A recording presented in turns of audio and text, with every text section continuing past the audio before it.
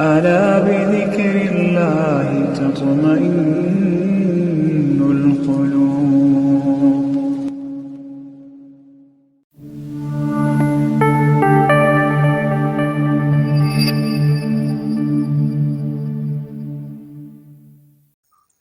औज़ु बिल्लाहि मिनश शैतानिर रजीम। बिस्मिल्लाहिर रहमानिर रहीम।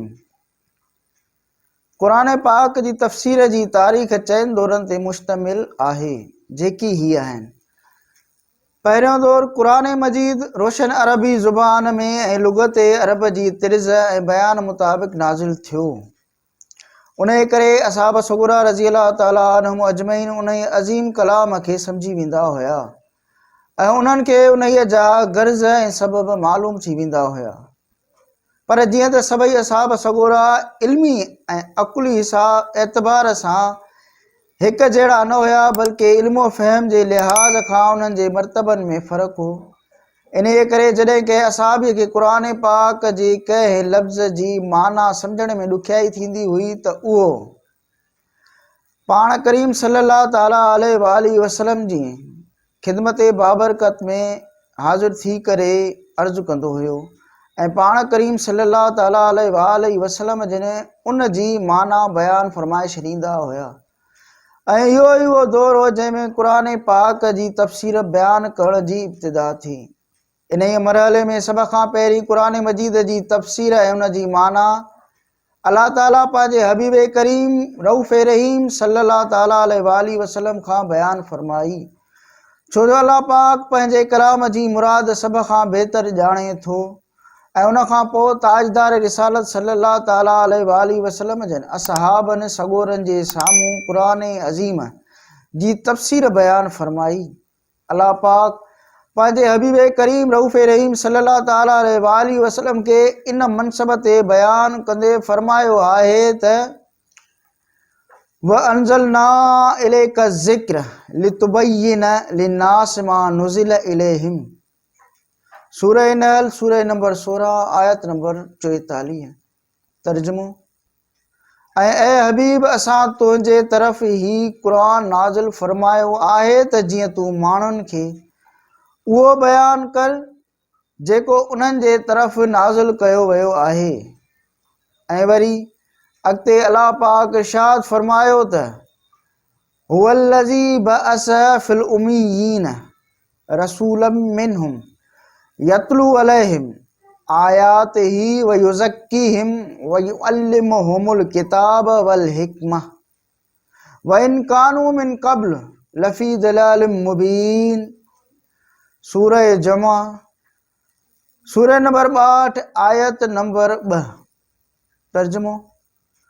उहो यानी अल्लाह आहे जंहिं अणपढ़ियलनि मां उन्हनि मां हिकु रसूल मोकिलियो जेको उन्हनि जे साम्हूं अल्लाह पाक जूं आयतूं तिलावत फरमाईंदो आहे ऐं उन्हनि खे पाक कंदो आहे ऐं उन्हनि खे किताब ऐं हिकमत जो इल्मु अता फरमाईंदो आहे।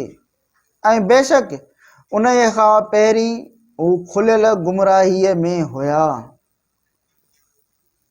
दौर ॿियो जॾहिं सरकार दो आलम सल्लल्लाहु ताला अलैहि वसल्लम जन ज़ाहिरी विसाल फरमायो त असहाबनि सगोरनि जो मुक़द्दस ज़मानो आयो ऐं इहे उहे मुबारक हस्तियूं हुयूं जिन सिधो सौ पाण करीमन सल्लल्लाहु ताला अलैहि वसल्लम जन खां क़ुरान अज़ीम जी तालीम हासिल कई। उन्हनि मां कुझु असहाब सगोरा अहिड़ा हुया जिन पंहिंजी ज़िंदगी उन कम जे लाइ वक़्फ़ करे छॾी हुई।